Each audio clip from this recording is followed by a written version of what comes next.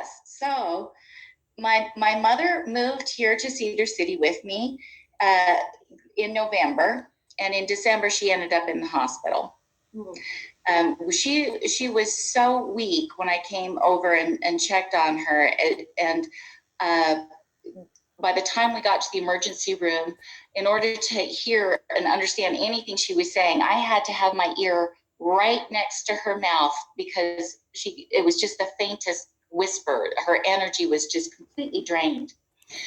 At that time, so she had been doing patches before, but during the move, we were kind of out of patches, so we were trying to scrimp by until we got her some more patches.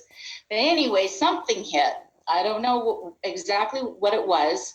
When she went into the hospital, they said that it looked like a COVID pneumonia on the CT scan, but she tested negative for COVID, and her COVID antibodies were always normal. She was negative for that.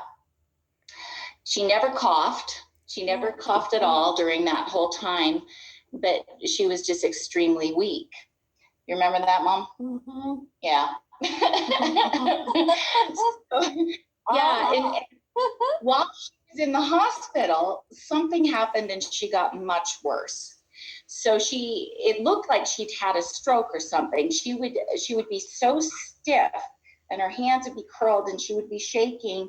And there was one point when she looked at me and she asked me who I was, which, that was just that. Yeah, that was extremely devastating. And I was having horrible hallucinations. Wow. Yeah. Okay. But while she was in the hospital, we did start patching and patched the whole time through. I used 2 sets of energy enhancers on her to help with her energy, and the staff would notice that, after I came and put on patches, and she would seem to perk up and do better. We'd go for a walk down the hall and she seemed like she would be doing better. But then things kind of deteriorated, and they decided that it was time to just send her home on hospice and wait for her to die. Wow. I didn't have a reason why it was almost like a Parkinson's-like thing. It was almost like a stroke thing, but everything was normal on the CT scan, there wasn't any rhyme or reason to exactly what was going on. So nobody knew how to fix it. They just kind of figured, it was her time to go. But I knew my mom had told me before she came here that she was supposed to be here for a long time, because that's what her guide was telling her. And so I knew she was. I was hoping that she was supposed to be here, but I had my doubts. Around December 16th, she got to the point.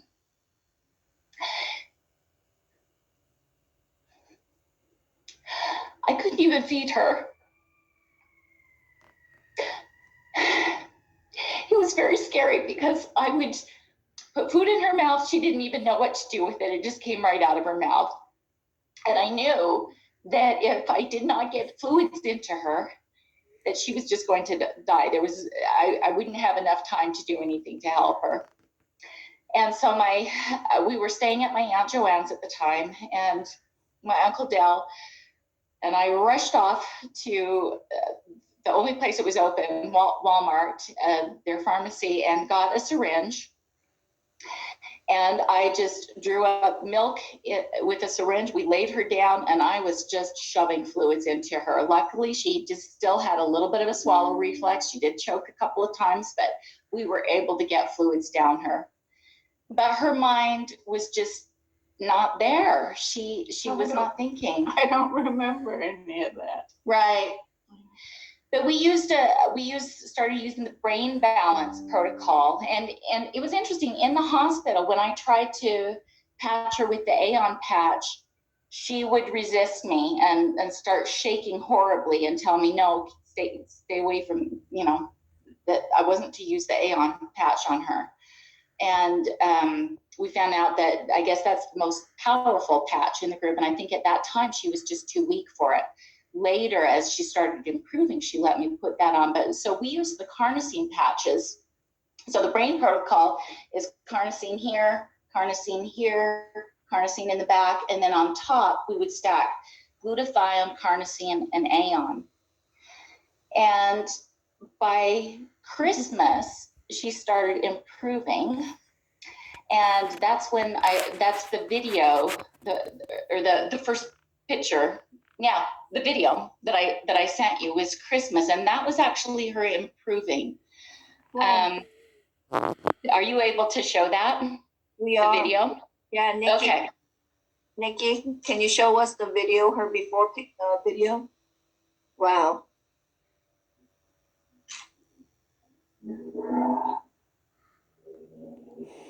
Actually, it's not too bad. Can you say hello, Mom? Can you hold up your head, Mom?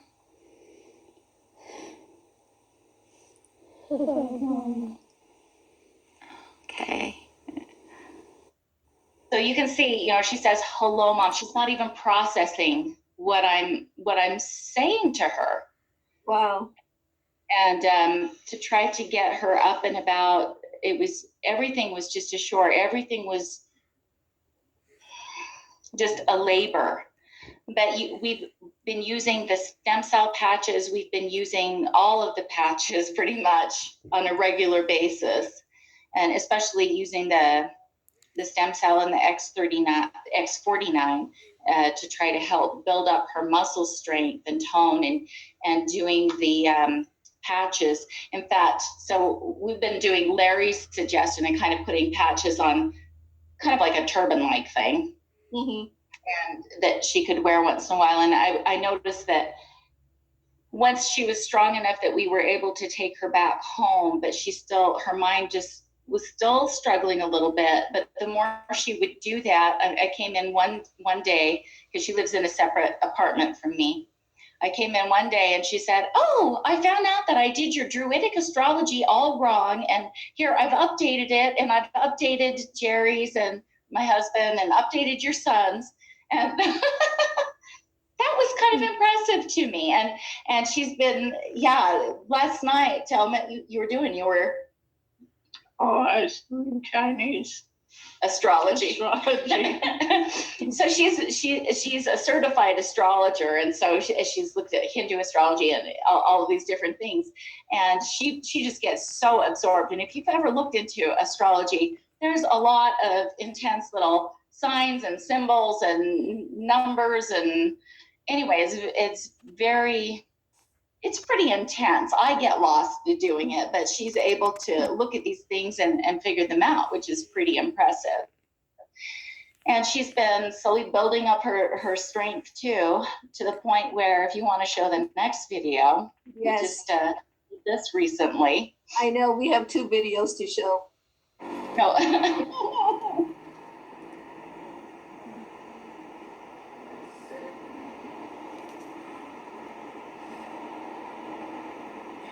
So yeah, for her to do, by the way, very cute outfit.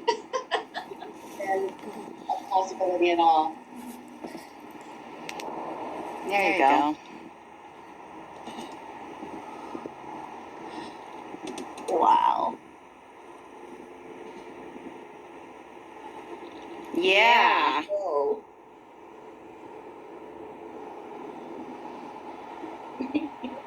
My heart's beating just watching this. Yeah, the amount of coordination it takes to do something like this, and balance and strength to pull yourself up. This would have been just a complete impossibility back in December.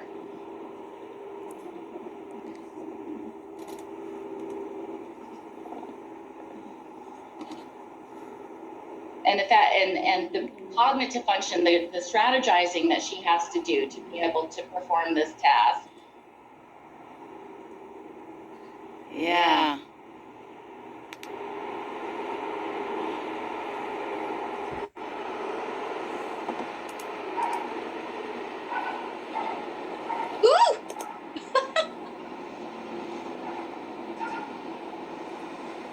Oh, that was fantastic. Okay, we're gonna show the other video too. Okay. Oh no.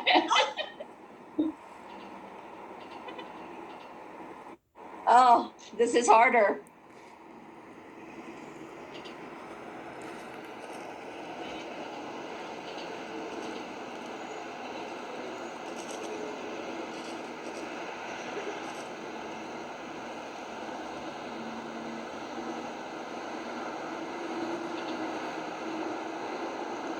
Well, we're getting many hearts, thumbs ups. Yay. Woohoos.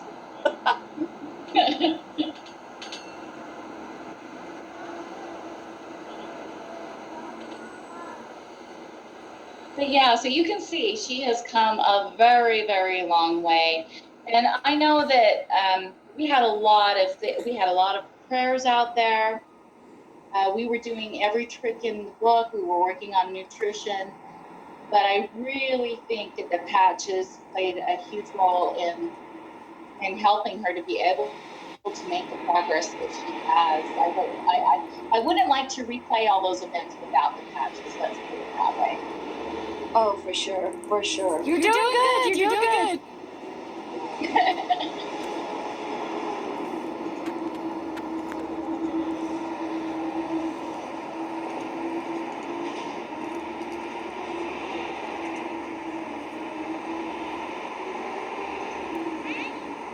Oh, Yeah. yes. Nice. Okay. What was she saying over there? She was saying she was done. She was coming back down. She's gone high enough. Oh, that's fantastic. Oh my gosh. How did you feel when you saw Donna doing that? Well, thrilled, yeah, because it's amazing to see her journey, and it's amazing for me to see her confidence building in the things that she can do for herself too. So Wow, that's so awesome. You know what? Did we mention how young she is? she is 84. Yeah, That's so amazing. And you know what, Karen, real quick though, what is it that you do? What is it that I do? Uh-huh. Because you obviously took amazing care of Donna, right? Your mom. But yeah, that's also because you're in health and wellness. Oh yeah, so I'm a nurse practitioner, but if I would have relied on Western medicine, she would be dead by now. Would be dead. Yeah.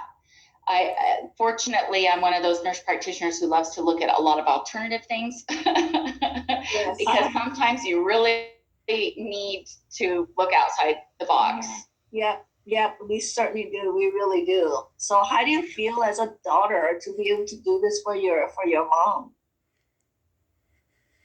Like I'm fulfilling my calling, like I need to be here, and I'm glad that she ended up here when all of this happened, so that I could be able to help her the way she needed to be helped. Donna, how do you feel? Well, it's been an interesting journey. I didn't realize till a few days ago that I was on hospice, and I don't remember some of those things. But I felt like I was when I went on those on the thing going up, The on little that spider equipment, web. yeah, and the other, I felt like an athlete who's under training. Only, and you can't do it unless somebody is telling you you're doing great, keep doing it, and gets all excited because you could. I mean, Karen would come and say, "We're going over on the," and I'd say, "What?" Was Karen a tough coach? Yes, tonight we're going. That's so awesome. That's so awesome. Gosh, what? Afterwards, I felt like, well, I just felt better and better about myself. And like, well, I keep learning. I learned from Karen, I think, and she's always getting me involved in something. You're always getting me involved in something, so it's Yeah. That's amazing. Do you remember at all, like, the whole process of, from where you were to that one day where you just woke up? Do you remember any of that at all?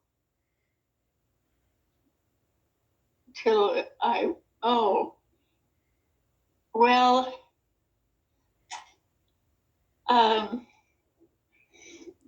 I was still, I knew I was bad off and I had fears and I wasn't moving very good. And Karen also,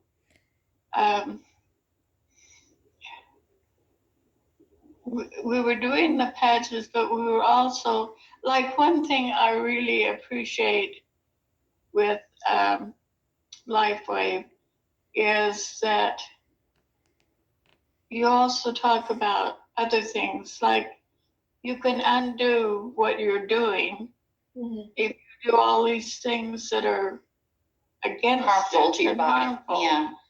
And so I realized some of my thinking, I would focus on, I'm alone, I can't, and bring up all these fears. And I didn't realize how strong that was inside of me. And I've come to realize more and more. And I appreciate where I am and the people all around who I'd like to patch up. Yeah.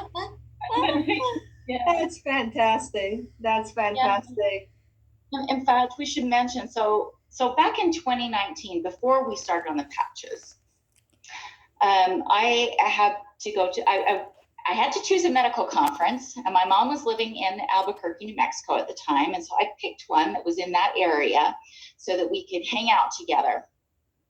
And so when we were sharing a room, I was very embarrassed with how many times I would have to get up during the night to pee.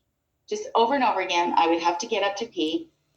I only felt better that my mom had to get up more than I did.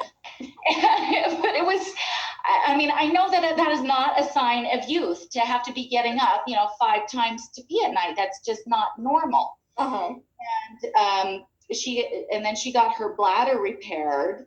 But no, that was after you had your bladder repaired. Right. That was after she had her bladder repaired. She was getting up over and over and over again during the night to pee, and so was I. And I knew I wasn't sleeping well, and that's why I actually started doing the patches in the first place. Mm-hmm. Because I heard about the Silent Night patch and was interested in that, and both of us noticed with that patch right away that really did improve our sleep. And as time has gone on, I mean, how many times do you normally get up to pee now? You shouldn't ask that. Well, I know it had improved a lot.